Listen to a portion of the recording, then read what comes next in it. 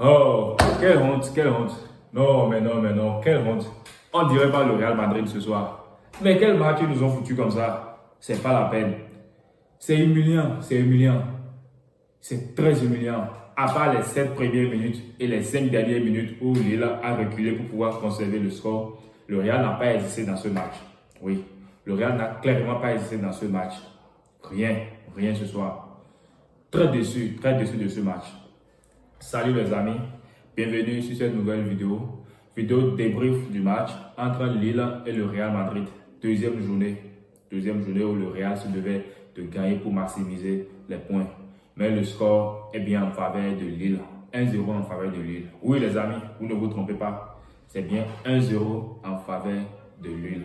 Qui aurait cru avant ce match que Lille aurait pu battre le Real Madrid? Nous qui qualifions la Ligue 1 de championnat très bas par rapport aux autres. Nous voyons Monaco a battu Barcelone, on s'en moquait. Maintenant, c'est nous qui perdons face à Lille. Si vous me découvrez à travers cette vidéo, je vous encourage à vous abonner, à liker la vidéo, à la partager à vos amis pour être sûr de ne pas rater nos prochaines publications. Comme je le disais, c'est humiliant de perdre face à Lille. Oui, on ne va pas dire que Lille n'a pas mérité. Victoire amplement méritée à Lille ce soir, qui a fourni vraiment d'efforts. Et bravo à Genesio, bravo à Bruno Genesio, qui a su galvaniser sa troupe. Oui, c'est une victoire amplement méritée à Lille. Bravo à Lille, ils l'ont mérité. Bravo à eux. Ce soir, nous sommes passés complètement à côté de notre match. Ou soit je dirais Carlo est complètement passé. Il a été battu par Bruno Genesio. Ce soir, nous voyons que ça va de mal en pire. On est là, on se dit qu'il y a peut-être espoir, ça va changer, mais ce soir on voit que les choses vont de mal en pire. De mal en pire, on a espoir, mais rien ne change. Ce Real était sans idée ce soir, sans idée, en panne d'inspiration. Quand le Real avait le ballon, le Real ne savait pas qu'est-ce qu'il faut en faire. Qu'est-ce qu'il faut en faire? Aucune combinaison réussie dans le match, aucune combinaison, aucun contrôle dans le match. Des duels perdus par-ci, par-là. Des deuxièmes ballons sont récupérés par les joueurs lillois. Comme si le Real était venu regarder seulement Lille jouer. Lille a mis de l'intensité dès le début du match. Mais on n'a pas vu le Real répondre à cette intensité-là. Le Real était incapable de répondre. Trop de pertes de balles au milieu.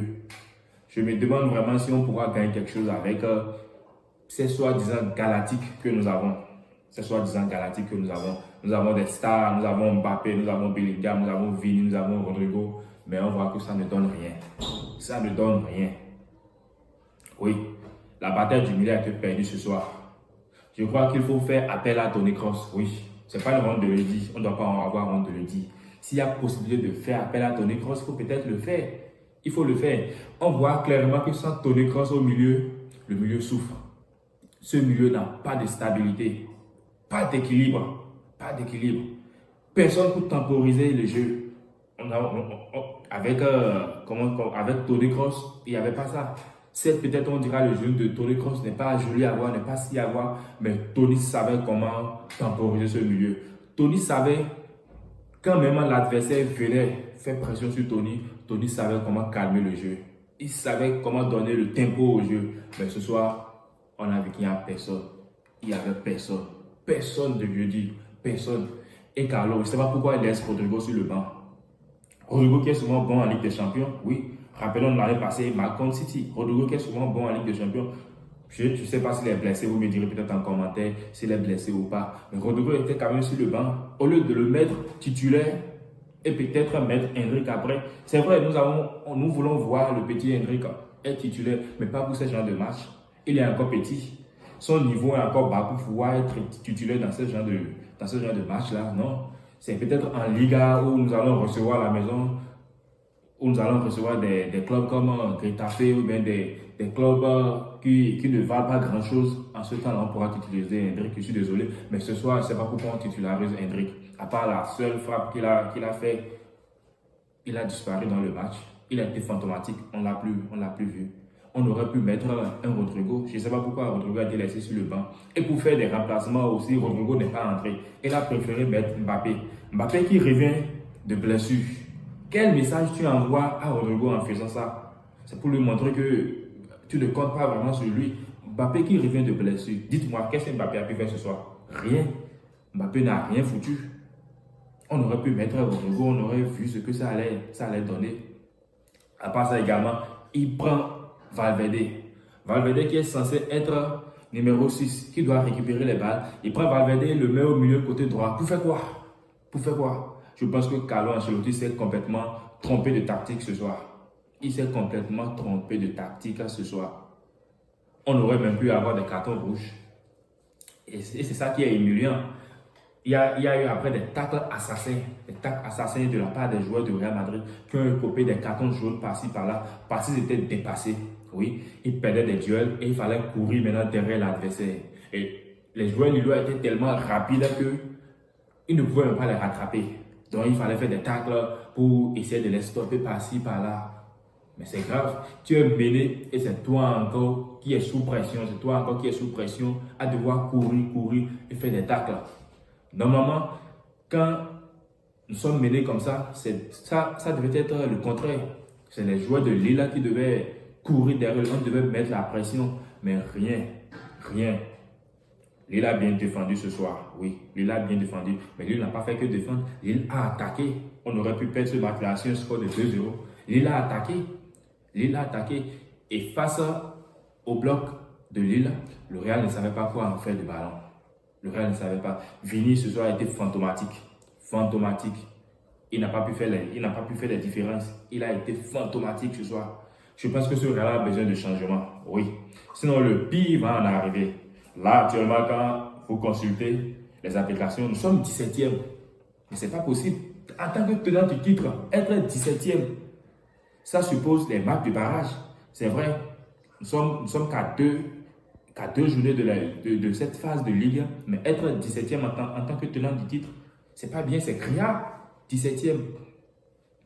Imagine, si tu ne finis pas parmi les 8 premiers, et je vois que ce sera très difficile de finir parmi les 8 premiers.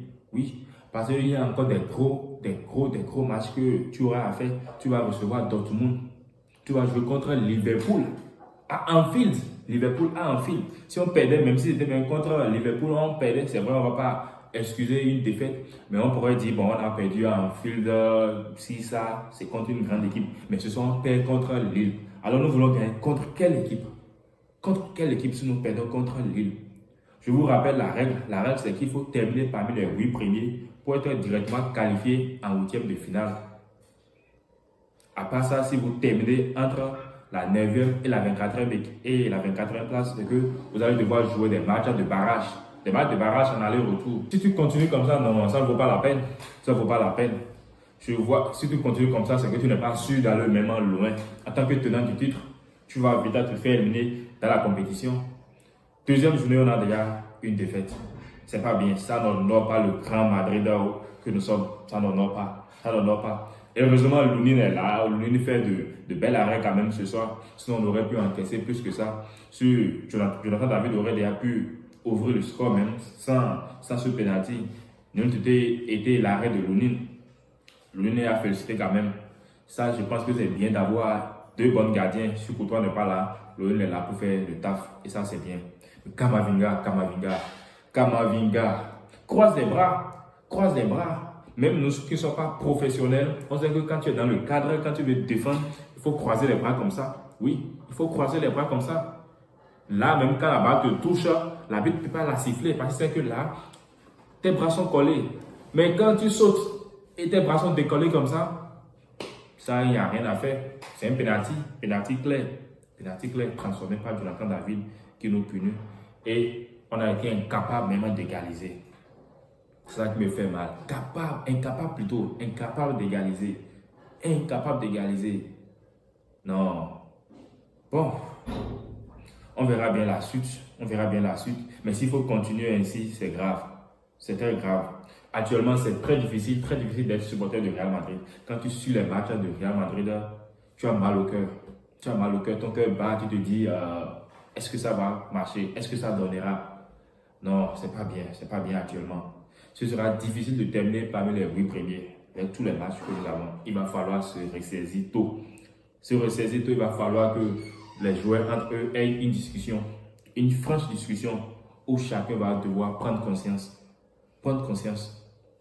et jouer. Attention, attention, les grands matchs arrivent. D'ici là, nous aurons 2 matchs en Liga. Je pense qu'on aura Villarreal. Je ne sais pas si c'est plus si on se déplace vers Villarreal. Villarreal qui est actuellement 3e. Villarreal qui est actuellement 3e. Je pense qu'on va se déplacer vers Villarreal ou bien on va les recevoir. Je pense après ça, on aura une trêve internationale. Et viendra le match contre le Celta Vigo. Après Celta Vigo, on aura le match de Dortmund. Dortmund, je pense qu'on reçoit Dortmund. Dortmund qui est actuellement premier. Qui a fait 6 points, 2 matchs, 2 victoires. Donc ce ne serait pas facile de les bouger.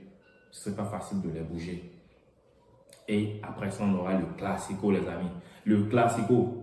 J'ai peur que cette saison ne se fasse pas taper par le FC Barcelone. Actuellement, Barcelone a 3 points devant nous. Si on se fait taper, on revoit peut-être la Liga. Ça fera 6 points. Avec la forme actuelle de Barcelone cette année, où nous, ça ne va pas. Je me demande ce que cela va donner.